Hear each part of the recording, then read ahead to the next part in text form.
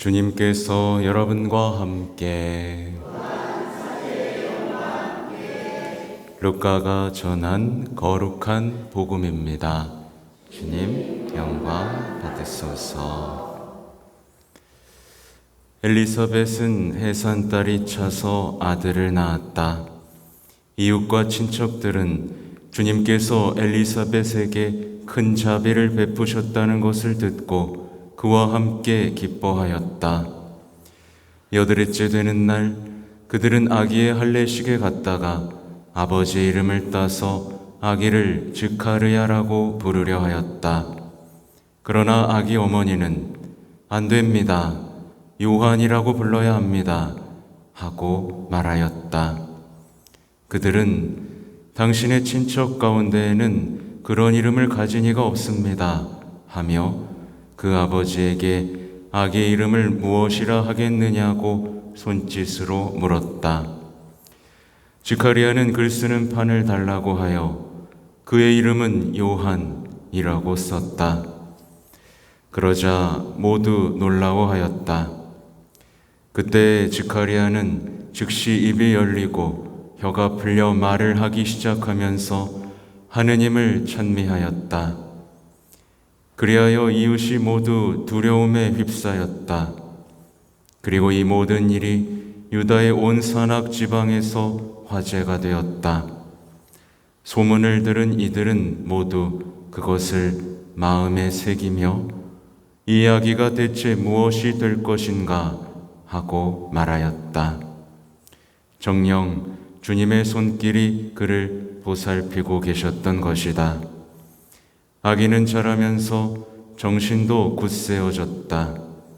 그리고 그는 이스라엘 백성 앞에 나타날 때까지 광야에서 살았다. 주님의 말씀입니다.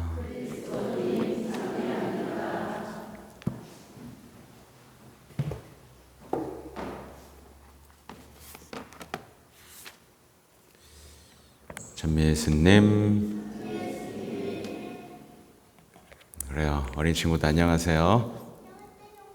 그래. 아까 말씀드린 대로 이 탄생을 특이한 거 아시죠? 그죠? 보통 죽음을 기념하는데 이렇게 탄생을 기념하는 분은 3분밖에 없습니다. 네, 그렇죠? 어쨌든 이렇게 탄생을 기념하는 이유는 그만큼 우리 구원의 역사에서 정말 중요한 일이고 그 누구보다도 위대한 예언자인 세례자 요한을 기념하기 위해서이죠. 굉장히 인상적이에요. 우리가 아름답게 살아가기 위한 모든 방법을 세례자 요한도 이미 다 그의 삶을 통해 알려주었죠. 네, 나는 그분이 아니다.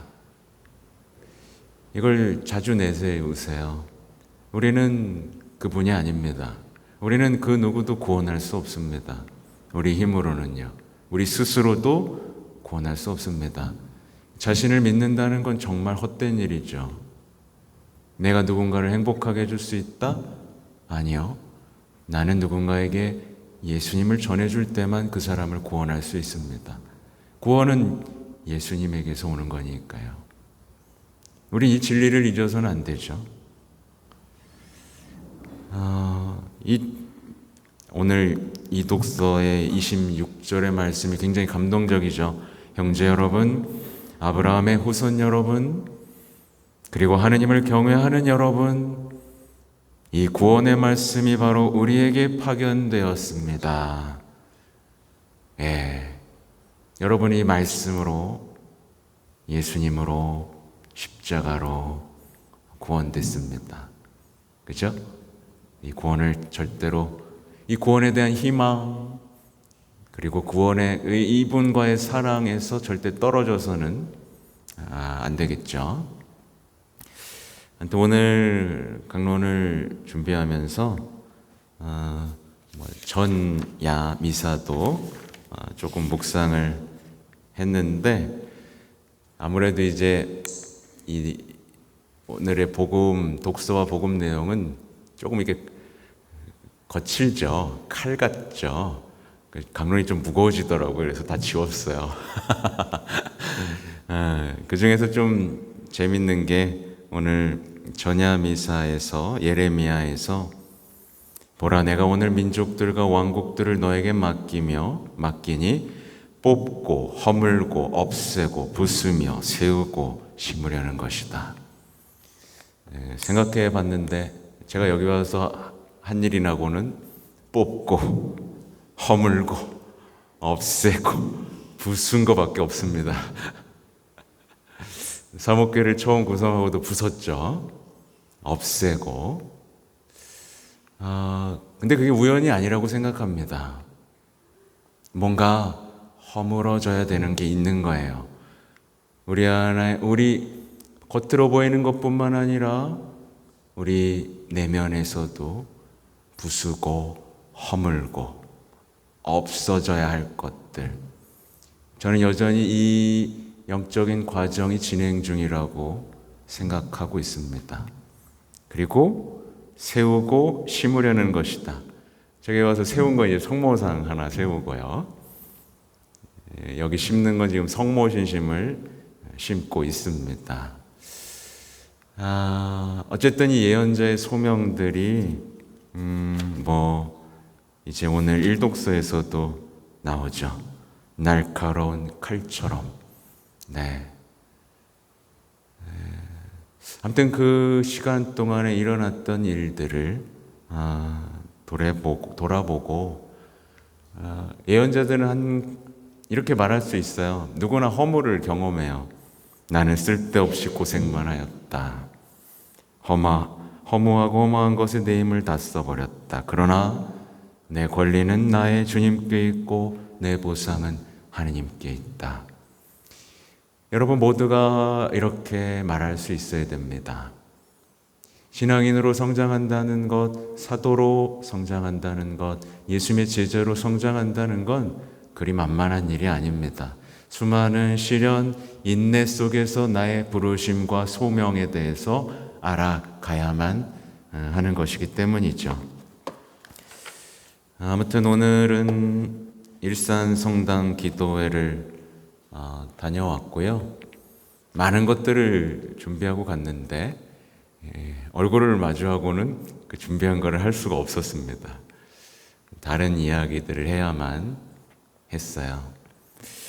그래서 오늘 그거를 거기 사실 희망에 대한, 그러니까 교황님이 이번에 19일자였나 5월 아무튼 희망의 칙서를 발표하셨는데 아주 중요한 문서죠, 그죠? 우리 모두에게 쓴 편지인데 그 양이 많잖아요. 그래서 아주 좋은 구절만 뽑아서 여러분에게 읽어드리려고 뽑아왔고요. 그냥 여담이지만 오늘 오고 가는 동안에는 계속해서 제가 묵상했던 게 뭐냐면 우리 세례자 요한이 엘리사벳의 뱃속에서 성모님의 목소리를 들음을 묵상합시다. 이게 그 뱃속에서 엄마 목소리를 들었을 때의 마음이 어땠을까? 그죠? 그 구원의 시작이 된 예라고 응답한 여인의 방문에 그는 어땠을까를 오늘 좀 내내 묵상하다가 왔고요. 또 이 희망에 대해서 나누기 전에 좀 예언자적인 복음 선포를 하면서 시작하자면 한 가지 기억해야 될 게 이 스가랴와 엘리사벳은 흠없이 살아가는 이었고 노인이었어요. 그죠? 굉장히 흠없다고 생각했지만 회개할 게 있었어요? 없었어요? 있었죠. 부디 나는 회개할 게 없다라고 나의 맘 먹는 분이 없기를 바랍니다. 그들은 의심이 있었죠. 완고함이 있었어요. 또 영적으로 무지한 게 많았죠? 또 한 번도 경험해 보지 못한 환희가 있을 거라고 생각하지 못하고 있었습니다.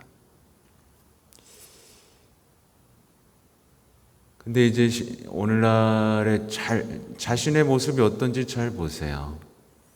이런 예언자적인 말씀, 근데 때때론 나를 파고드는 그 칼 같은 말에 나는 변호하고 있나 받아들이고 있나를 보세요. 우리는 아니에요, 저도 믿어요, 나 잘해왔는데요, 왜 그래요? 이렇게 변호하면 그 사람은 점점 하나님 나라와 멀어질 수밖에 없습니다. 그 완고함 우리에게 있어서는 안 됩니다. 부수고 허물어야 될 그것들을 억지로 버티고 있다면 큰일 납니다. 아무튼 오늘 제가 뽑아온 거를 조금씩 읽어드리면, 희망은 사랑에서 비롯되고 십자가 위에서 창에 찔리신 예수님의 성심에서 샘솟는 사랑의 토대를 둡니다 라는 얘기예요. 굉장히 중요한 얘기죠. 사랑에서 비롯된다. 그분에게서 사랑을 느끼고 우리를 구원하고자 목숨까지 내비친 그분과의 사랑이 시작되지 않으면 그분이 우리에게 주신 영원한 생명에 대한, 그렇죠? 악을 이기는 승리에 대한 희망이 있을 수 없다라는 얘기죠. 굉장히 중요한 얘기입니다.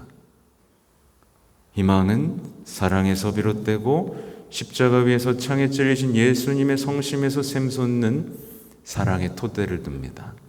또 우리의 신앙생활은 세례로 시작되고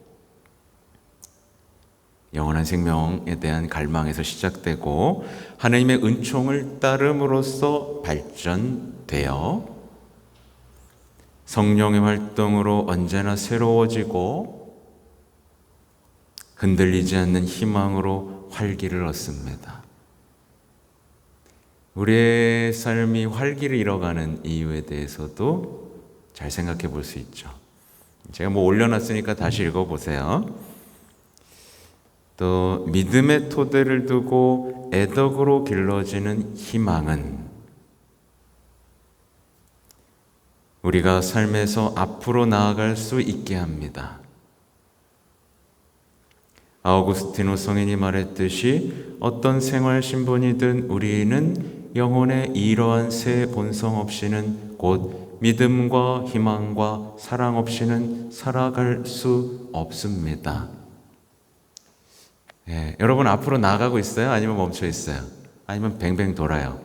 강아지가 그 꼬리 물고 도는 것처럼 제자리에서 막 도는 강아지 있죠?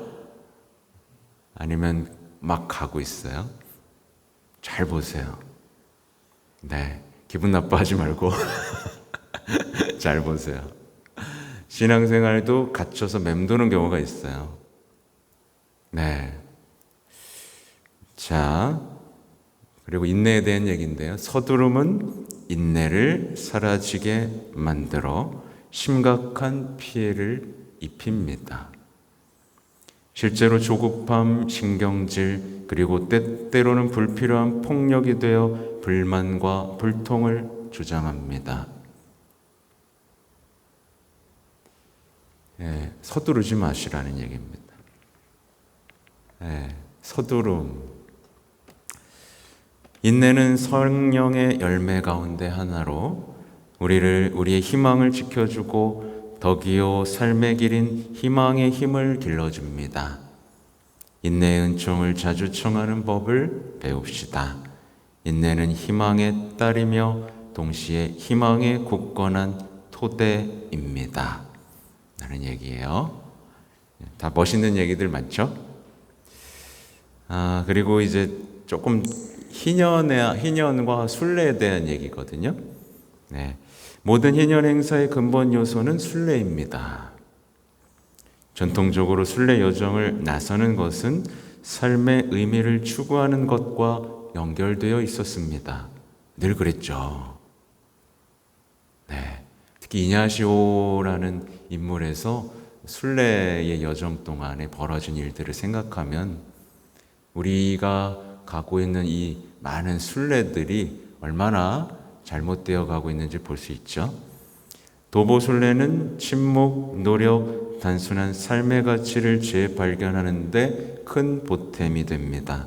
다가오는 희년에 희망의 순례자들은 틀림없이 희년을 충만하게 살아내고자 옛 순례길과 오늘날의 순례길을 걸어갈 것입니다. 하면서 이제 앞으로 희년에 어떤 여러 가지 것들을 좀 예고하신 것들이 있어요. 이젠 조금 더 구체적인 삶의 얘기인데 어제 복음하고도 좀 연결됩니다. 악과 폭력이 뒤덮었다고 생각하는 유혹에 빠지지 않도록 우리는 이 세상에 존재하는 무한한 선을 인식하여야 합니다. 하나님의 사랑이겠죠. 하느님의 구원하시는 현존이 필요한 인간 마음의 갈망을 포함하는 시대의 징표들이 희망의 징표들이 되어야 합니다. 좀 말이 어렵지만 뒤에 거 보면 알겠죠. 근데 악과 폭력 속에서도 하나님을 신뢰하는 걸 잊지 말으라는 얘기입니다. 자꾸 거기에 빠져들지 말라는 얘기고, 이 부분이 저는 감동적이었는데요. 희망의 첫 징표는 오늘날 또다시 전쟁의 비극에 휩싸여 있는 이 세상에서 평화를 이루고자 하는 염원이어야 합니다. 조금 철학적이면서 어려운 것 같지만 희망의 첫 징표, 우리가 희망의 징표가 되어야 되잖아요. 우리가 징표가 되어야 되는데 평화를 이루고자 하는 염원. 이게 제가 왜 감동적이었냐면 지금 내일이 이제 6.25 성모님 발현 기념일이고 평화의 모후이신 성모님의 발현 기념일인데 지금 전쟁을 멈추기 위한 그 평화를 위한 기도의 시간들이 이어지고 있습니다. 이것 자체가 희망의 표징이 된다는 거예요. 전쟁을 하든 말든 사람이 죽든 말든 그러면서 폭력에 대한 손가락질하고 아휴 저런 놈들 빨리 죽어야지 이게 아니라 우리가 그 기도의 마음을 모으고 성모님께서 파티마의 성모님도 평화, 전쟁 다 얘기하셨잖아요. 묵주를 들고 죄인들의 회개를 위해서 희생하고 기도하는 이 삶의 여정을 희망차게 시작해야 된다는 말씀이고요. 희망을 품고 미래를 바라본다는 것은 삶에 대한 열정을 지니고 이를 나눌 준비가 되어 있다는 의미이기도 합니다. 결국에는 이 얘기가 이제 출산에 대한 얘기를 하신 건데 결국에는 희망이 없는 거잖아요. 그렇죠? 네. 교황님은 지금 출산하지 않는 거에 대한 것도 정확하게 지금 진단하고 계시고 방향도 제시하고 계십니다. 그리고 우리가 행복에 대한 얘기도 하십니다. 행복이 무엇입니까? 우리가 기다리고 열망하는 행복이 무엇입니까?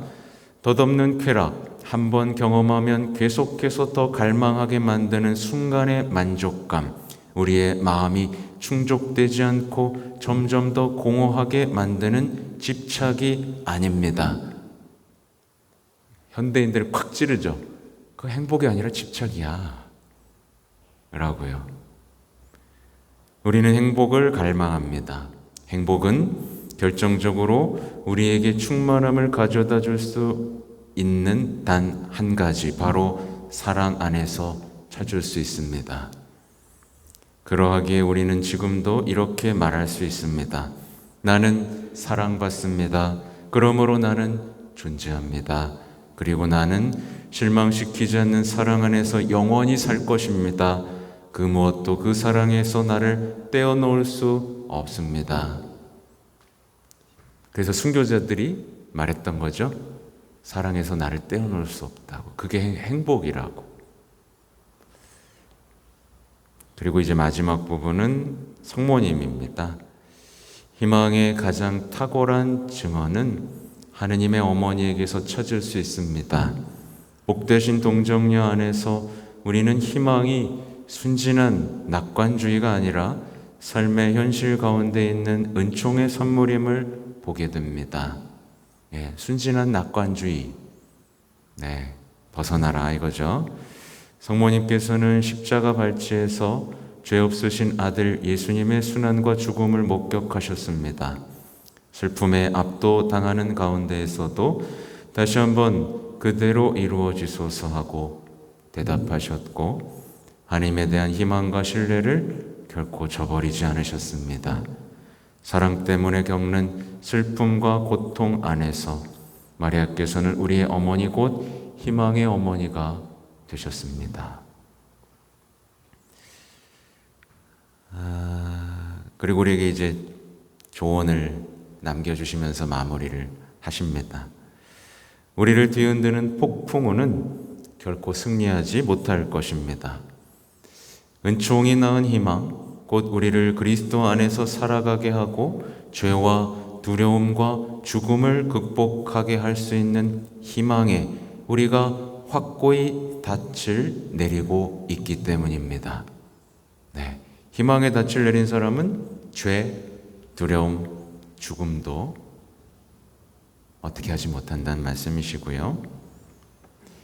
삶의 덧없는 쾌락과 즉각적인 목표 달성을 초월하는 이 희망은 우리가 시련과 역경을 넘어서게 하고 우리가 부름받은 원대한 천상 목표를 절대 잊지 않고 계속해서 서둘러 길을 떠나도록 재촉합니다. 다가오는 희년은 시들지 않는 희망, 하나님에 대한 우리의 희망으로 특정 지어지는 성년이 될 것입니다. 그리고 이제 마지막, 진짜 마지막은 이렇게 얘기합니다. 바로 지금 이러한 희망에 이끌리도록 합시다. 우리의 증언을 통하여 희망을 간절히 찾는 모든 이에게 희망이 전해지기를 바랍니다. 우리 삶의 방식이 그들에게 다음과 같은 말을 건넬 수 있기를 바랍니다. 주님께 바라라. 내 마음 굳세고 꿋꿋해져라. 주님께 바라라. 찬미와 영광을 이제와 영원히 받으실 주 예수 그리스도의 오심을 확신으로 기다리면서 우리의 하루하루에 희망의 힘이 넘쳐 흐르기를 바랍니다. 이렇게 마쳤어요. 이만한 거를 제가 요약해 드렸습니다.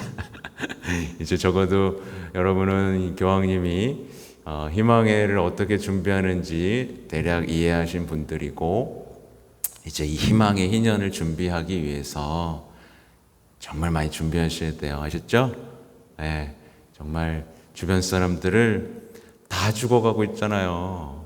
노인들도 죽어가, 젊은이들도 죽어가, 어린애들도 다 희망이 없어.